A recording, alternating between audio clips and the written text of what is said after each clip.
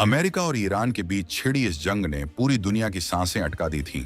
लेकिन अब एक ऐसी खबर आई है जिसने वैश्विक मंच पर बड़ी राहत दी है। अमेरिका और ईरान के बीच 2 हफ्तों के सीज फायर का ऐलान हो गया है। हालात जो पहले बेहद विस्फोटक थे, उनमें अब तनाव कम होने के साफ संकेत दिख रहे हैं। अमेरिकी राष्ट्रपति डोनाल्ड ट्रंप, जो पहले सैन्य कार्रवाई तेज करने की बात कर रहे थे, अब कूटनीति के रास्ते पर कदम बढ़ाते दिख रहे हैं। पुख्ता खबर आई है कि ईरान की 10 प्रमुख शर्तों पर अमेरिका ने अपनी मुहर लगा दी है और अब से महज 1-2 दिन बाद दोनों देशों के बीच आधिकारिक बातचीत शुरू होने वाली है।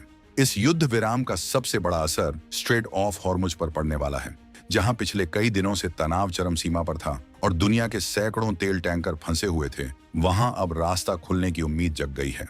ईरान ने जो पहरा लगाया था, उसमें डील देने के संकेत मिले हैं, जिससे सप्लाई चेन फिर से बहाल हो सकती है। हालांकि सवाल अब भी वही है, क्या ये 2 हफ्तों की शांति किसी स्थायी समाधान की ओर ले जाएगी?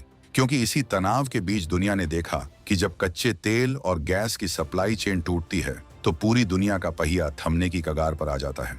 दुनिया के बड़े बड़े देशों में पेट्रोल, डीजल और गैस के लिए त्राहिमाम मचा हुआ है। ग्लोबल मार्केट में ब्रेंट क्रूड ऑयल की कीमत आज $160 प्रति बैरल के पार जा चुकी है। लेकिन इस भयानक मंजर के बीच एक ऐसी बात है जो पूरी दुनिया को हैरान कर रही है।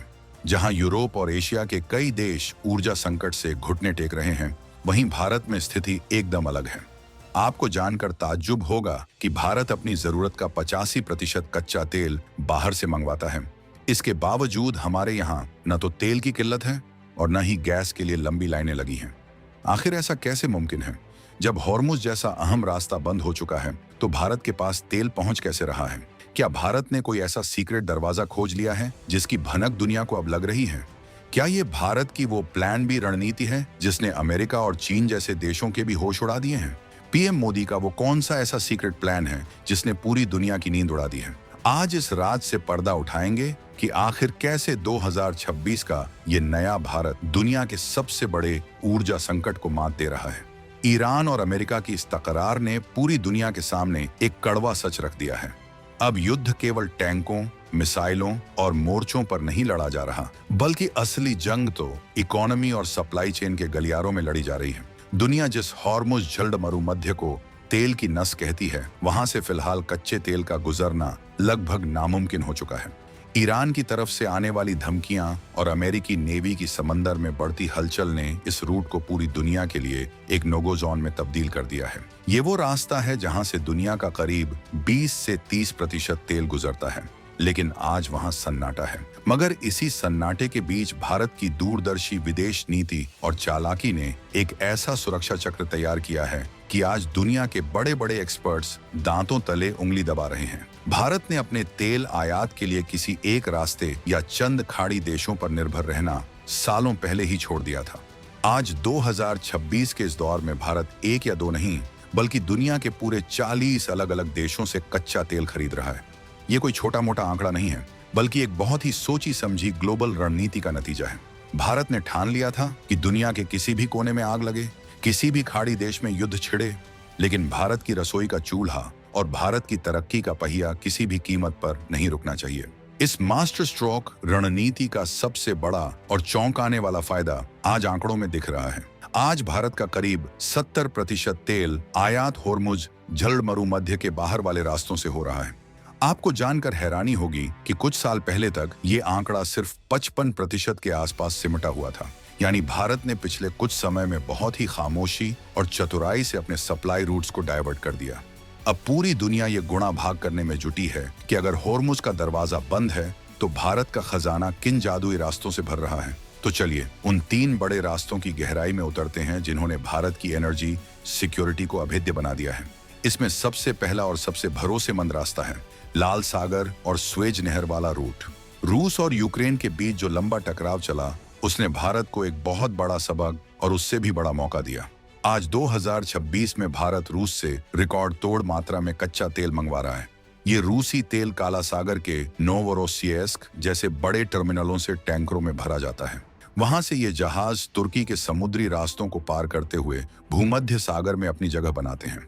इसके बाद का सफर किसी थ्रिलर फिल्म जैसा होता है, जब ये विशालकाय जहाज स्वेज नहर और लाल सागर के उन बेहद संकरे और संवेदनशील रास्तों से गुजरते हैं जिन्हें पार करना आज के माहौल में किसी एडवेंचर से कम नहीं है।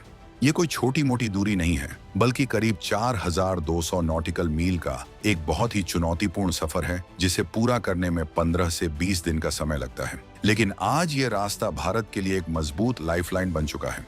लाल सागर के रास्ते से आ रहा ये तेल सीधे भारत के पश्चिमी तटों पर अपनी मंजिल पाता है। मगर भारत की तैयारी सिर्फ यहीं तक सीमित नहीं है।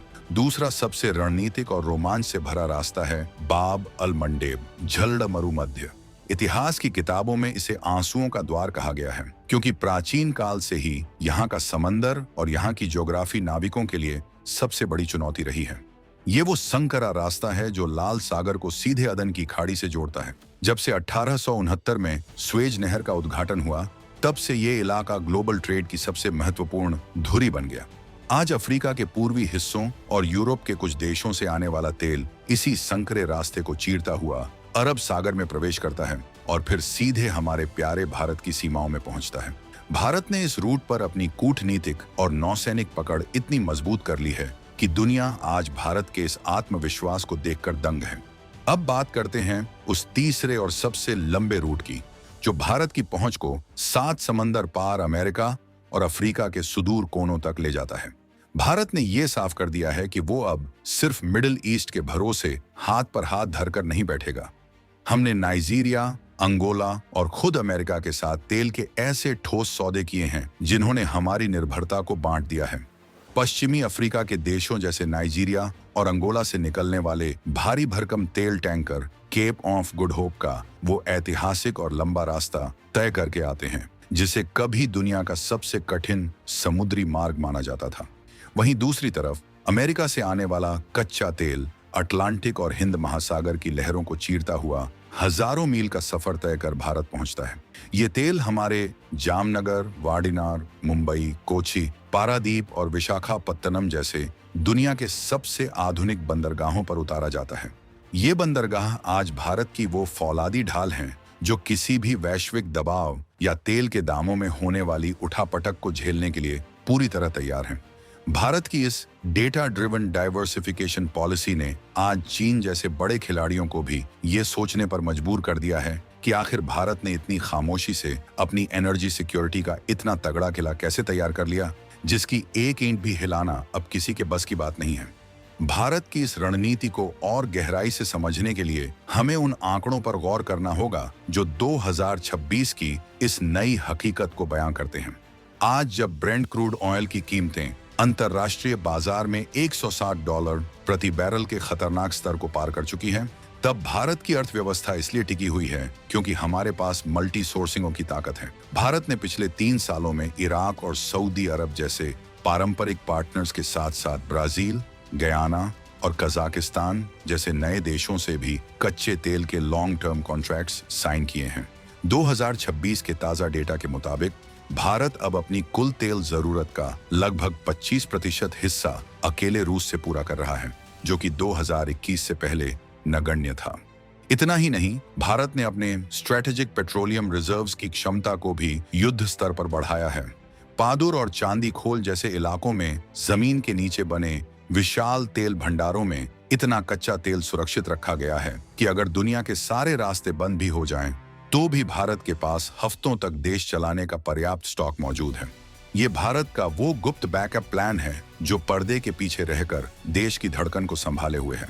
हॉर्मुज रूट पर निर्भरता कम करने का सबसे बड़ा फायदा ये हुआ है कि अब ग्लोबल इंश्योरेंस कंपनियां भारतीय जहाजों पर कम प्रीमियम चार्ज कर रही हैं, क्योंकि उन्हें पता है कि भारत ने अपने जहाजों को हाई रिस्क जोन से बाहर निकाल लिया है। भारत की शिपिंग इंडस्ट्री ने भी 2026 तक अपनी क्षमता में 40% का इजाफा किया है, जिससे हम अब दूसरों के टैंकरों के बजाय अपने खुद के स्वदेशी जहाजों में तेल ढो रहे हैं। ये आत्मनिर्भर भारत की वो तस्वीर है जो दुनिया को ये संदेश दे रही है कि हम अब किसी की धमकियों से डरने वाले नहीं हैं, बल्कि अपनी जरूरतों का रास्ता खुद बनाना जानते हैं। भारत का ये बढ़ता हुआ रसूख ही है कि आज ईरान जैसा देश भी भारत के हितों का सम्मान करने की बात करता है, क्योंकि उसे पता है कि भारत अब वो खरीदार नहीं रहा जिसके पास कोई विकल्प न हो। आज भारत के पास विकल्पों की पूरी फौज खड़ी है। लेकिन क्या हॉर्मुज का महत्व पूरी तरह खत्म हो गया है? बिल्कुल नहीं। हमें हकीकत के धरातल पर रहकर यह समझना होगा कि इराक, सऊदी अरब और यूएई जैसे देश आज भी भारत की एनर्जी बास्केट के सबसे मजबूत स्तंभ हैं। भले ही हमने नए रास्ते खोज लिए हों, लेकिन इन देशों से आने वाला सस्ता और हाई क्वालिटी क्रूड ऑयल आज भी हमारी रिफाइनरीज की पहली पसंद है। इनके तेल टैंकर आज भी उसी खतरनाक होर्मुज जलमरू मध्य के रास्ते भारत की ओर बढ़ते हैं। लेकिन दोस्तों, आज के भारत और पुराने भारत में एक बहुत बड़ा फर्क आ चुका है। वो फर्क ये है कि अब भारत की पूरी निर्भरता सिर्फ और सिर्फ इस एक संकरे समुद्री रास्ते पर नहीं टिकी है। हमने अपनी चालें इतनी सफाई से चली हैं कि अगर कल को हॉर्मुज का ये दरवाजा पूरी तरह ब्लॉक भी हो जाए, तो भी भारत के पास इतना तगड़ा बैकअप और इतना स्ट्रेटेजिक बफर मौजूद है कि वो महीनों तक बिना किसी रुकावट के पूरे देश की रफ्तार को बरकरार रख सकता है। भारत की इस जादुई विदेश नीति का लोहा आज पूरी दुनिया मान रही है। और ताज्जुब की बात यह है कि भारत के इस दर्शन का कायल खुद ईरान भी है। ईरान ये अच्छी तरह जानता है कि भारत उसका कोई मामूली खरीदार नहीं, बल्कि एक ऐसा भरोसेमंद दोस्त है जो मुश्किल वक्त में भी साथ खड़ा रहा है। चाबहार पोर्ट से लेकर द्विपक्षीय व्यापार तक भारत ने ईरान के साथ ऐसे रिश्ते बुने हैं कि इस भयंकर तनाव और युद्ध के माहौल के बीच भी भारत के हितों को ठेस पहुंचाना किसी भी देश के लिए आसान नहीं होगा। ये 2026 का नया भारत है जो न किसी गुटबाजी में फंसता है और न ही किसी के दबाव में आता है। हम अपनी शर्तों पर दुनिया से व्यापार करना जानते हैं और जानते हैं कि अपने राष्ट्रहित को सबसे ऊपर कैसे रखा जाता है। इस पूरे जियोपॉलिटिकल खेल में भारत ने एक और ऐसा मास्टर स्ट्रोक खेला है जिसने दुनिया के बड़े बड़े तेल विशेषज्ञों के दिमाग को सुन्न कर दिया है। ये मास्टर स्ट्रोक है हमारी एलपीजी यानी रसोई गैस की सुरक्षा। आप शायद नहीं जानते होंगे, लेकिन भारत अपनी एलपीजी जरूरत का लगभग 60% हिस्सा विदेशों से आयात करता है और इस आयात का एक बहुत बड़ा हिस्सा करीब 90% आज भी उसी होर्मुज जलमरू मध्य के रास्ते से आता है। युद्ध के कारण इस रूट पर खतरा मंडरा रहा है, लेकिन भारत ने यहां भी अपनी दूरदर्शिता का परिचय देते हुए बैकअप प्लान को एक्टिवेट कर दिया है। भारत अब कतर और यूएई के अलावा ऑस्ट्रेलिया, अमेरिका और अफ्रीका के देशों से एलपीजी मंगवाने के लिए नए एग्रीमेंट्स पर तेजी से काम कर रहा है। दुनिया आज इस बात से हैरान है कि कैसे एक देश जो अपनी ऊर्जा के लिए दूसरों के भरोसे बैठा दिखता था, वो आज इतने कॉन्फिडेंस और इतनी मजबूती के साथ खड़ा है। ये कॉन्फिडेंस किसी तुक्के से नहीं आया, बल्कि ये उन कड़े और साहसिक फैसलों का नतीजा है जो पिछले कुछ सालों में ले गए। भारत ने न केवल नए और भरोसेमंद दोस्त बनाए, बल्कि पुराने घिसे पिटे समुद्री रास्तों को छोड़कर नए और सुरक्षित सी कॉरिडोर पर अपनी धाक जमाई है। आज जब यूरोप और एशिया के बाकी विकसित देश ये सोच सोचकर घबरा रहे हैं कि कल उनकी रसोई में गैस होगी या नहीं, या उनकी गाड़ियों को पेट्रोल मिलेगा या नहीं, तब भारत अपनी अगली बड़ी आर्थिक छलांग की तैयारी कर रहा है। हमने दिखा दिया है कि संकट चाहे कितना भी बड़ा क्यों ना हो, अगर तैयारी पक्की है तो जीत निश्चित है। भारत की यह गौरव गाथा सिर्फ तेल के टैंकरों या गैस पाइपलाइंस की कहानी नहीं है, बल्कि ये कहानी है एक ऐसी उभरती हुई वैश्विक महाशक्ति की जो किसी भी आपदा को अवसर में बदलना बखूबी जानती है। हमने पूरी दुनिया को यह सबक दिया है कि अगर आपके पास विजन है और अपनी मिट्टी के प्रति ईमानदारी है, तो आप दुनिया के किसी भी कोने से अपना हक छीन कर लाना जानते हैं। अमेरिका और ईरान की इस भीषण जंग के बीच भारत का ये शांतिपूर्ण लेकिन आक्रामक रवैया आज पूरी दुनिया के लिए एक मिसाल बन चुका है। हमारी रिफाइनरीज, जो दुनिया की सबसे एडवांस रिफाइनरीज में गिनी जाती हैं, वो आज दिन रात बिना थके काम कर रही हैं। हमारे स्ट्रेटेजिक पेट्रोलियम रिजर्व्स, जो जमीन के नीचे बनी विशाल गुफाओं में छिपे हैं, वो आज ऊपर तक लबालब भरे हुए हैं। अब आप जरा ठंडे दिमाग से सोचिए, क्या दुनिया में कोई और ऐसा देश है जिसने इतनी सफाई, इतनी खामोशी और इतनी जबरदस्त चालाकी से अपने पूरे के पूरे सप्लाई रूट्स को ही बदल कर रख दिया हो? आज के इस दौर में जहां महाशक्तियां एक दूसरे के गले काटने पर उतारू हैं, वहां भारत का ये दांव किसी करिश्मे से कम नहीं है। आप चीन की बात ले लीजिए। कहने को तो वो दुनिया की दूसरी सबसे बड़ी इकोनॉमी है, लेकिन आज भी वो मलक्का डिलेमा को लेकर थर थर कांपता है। चीन को हर पल ये डर सताता है कि अगर मलक्का जलमरू मध्य बंद हो गया तो उसका क्या होगा। लेकिन भारत, हमारे भारत ने तो जैसे होर्मुज की हर चुनौती का तोड़ ही निकाल लिया है। ये रातों रात नहीं हुआ बॉस, ये हमारी बेमिसाल तकनीक, हमारे फौलादी हौसलों और हमारे नेतृत्व की उस दूरगामी सोच की जीत है जिसने वक्त से पहले ही खतरे को भांप लिया था। आज भारत का हर एक नागरिक सीना तान कर और गर्व से ये कह सकता है कि दुनिया चाहे कितनी भी अशांत क्यों ना हो, समंदर में चाहे कितनी भी बारूद की गंध क्यों ना फैली हो, लेकिन हमारा प्यारा भारत बिल्कुल सुरक्षित और मजबूत हाथों में है। लेकिन यहाँ एक बड़ा सवाल भी खड़ा होता है जो शायद आपके मन में भी आ रहा होगा। क्या भारत का ये प्लान बी लंबे समय तक टिक पाएगा? आखिर 40 अलग अलग देशों से तेल मंगाना, हजारों मील का समुद्री सफर तय करना, क्या ये सब हमारी इकोनॉमी पर बहुत ज्यादा भारी तो नहीं पड़ेगा? क्या ये लॉजिस्टिक्स का खर्चा हमारे बजट को बिगाड़ देगा? देखिए, इन सवालों के जवाब आज के समय की गहराइयों में छिपे हैं। लेकिन भारत जिस तरह से हर चुनौती को एक सुनहरे मौके में बदल रहा है, उसे देखकर तो यही लगता है कि हमने हारना सीखा ही नहीं है। भारत की ये जो रणनीति है, ये केवल कागजों पर लिखी हुई कोई किताबी थ्योरी नहीं है, बल्कि ये समंदर की उन खौफनाक लहरों पर सरपट दौड़ते हमारे उन हजारों टैंकरों की जीती जागती हकीकत है, जो हर मौसम, हर खतरे और हर पाबंदी को ठेंगा दिखाते हुए भारत का गौरव बढ़ा रहे हैं। आप गुजरात के जामनगर की उस विशाल रिफाइनरी को ही देख लीजिए। ये सिर्फ एक फैक्ट्री नहीं है, ये आज दुनिया की सबसे बड़ी रिफाइनरी बन चुकी है और पूरे भारत की शान है। आपको जानकर ताज्जुब होगा कि वहां से निकलने वाला तेल आज सिर्फ भारत की प्यास नहीं बुझा रहा, बल्कि हम कच्चा तेल खरीदकर उसे रिफाइन करके वापस दुनिया के बड़े बड़े बाजारों में ऊंचे दामों पर बेच रहे हैं और मोटा मुनाफा कमा रहे हैं। यानी दुनिया के लिए जो युद्ध एक भयानक संकट है, भारत ने अपनी मेहनत और दिमाग से उसे अपनी ताकत दिखाने का एक और वर्ल्ड क्लास मंच बना दिया है। आज दुनिया के नक्शे पर भारत की ये जो रणनीतिक लकीर है, वो अब और भी ज्यादा गहरी, और भी ज्यादा पक्की और बहुत ज्यादा मजबूत होती जा रही है। ये जो 3 वैकल्पिक रास्तों की हमने आज बात की है, चाहे वो स्वेज नहर का रास्ता हो, बाब अल मंडेब का गलियारा हो, या फिर केप ऑफ गुड होप का वो लंबा चक्कर, ये सिर्फ समंदर के रास्ते नहीं हैं। ये भारत की अटूट संप्रभुता के जीते जागते प्रतीक हैं।